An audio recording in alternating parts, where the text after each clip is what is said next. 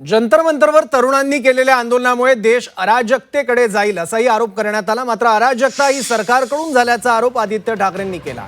Zee 24 तासच्या to the point मधून त्यांनी सरकारवर टीका केली आहे।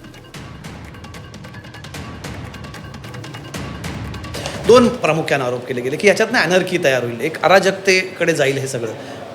अनार्की किंवा अराजकता जी आपण म्हणतो, साधारणपणे जेव्हा शेतकरी आत्महत्या करायला लागतात, स्वतःचे जीव घ्यायला लागतात आणि मोठ्या प्रमाणात जिथे सरकारवर विश्वास न राहत झाली ना, अराजकता निर्माण झालीच आहे। ज्या ठिकाणी केन आणि बेटवामध्ये तुम्ही पाहिलं असेल, ते आदिवासी बांधव बिचारे पाण्यात झोपलेत, कोण फाशी स्वतःचं ते आंदोलन करतायत।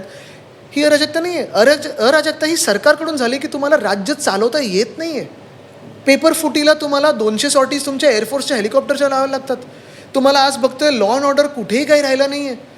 नसरापूरची ठीक आहे, आता फाशी दिली आहे, पण जर ह्या घटना अशा व्हायला लागल्या किंवा शहरं अशी आपली पाहतोय 15-15 मिनिटात बुडायला लागली पाण्यामध्ये। काल नाशिक बुडले, नाशिकमध्ये पूर आले 15 मिनिटाच्या पावसामध्ये। आत्ता आसाम पाहतोय, आसाममध्ये पण पूर आलेला आहे। ही अराजकता आता ही नागरिकांकडूनही सरकारकडून आलेली आहे। ही हतबलता आहे आणि ही हतबलता म्हणजे त्यांना सरकार चालवता नाही हे दिसतंय।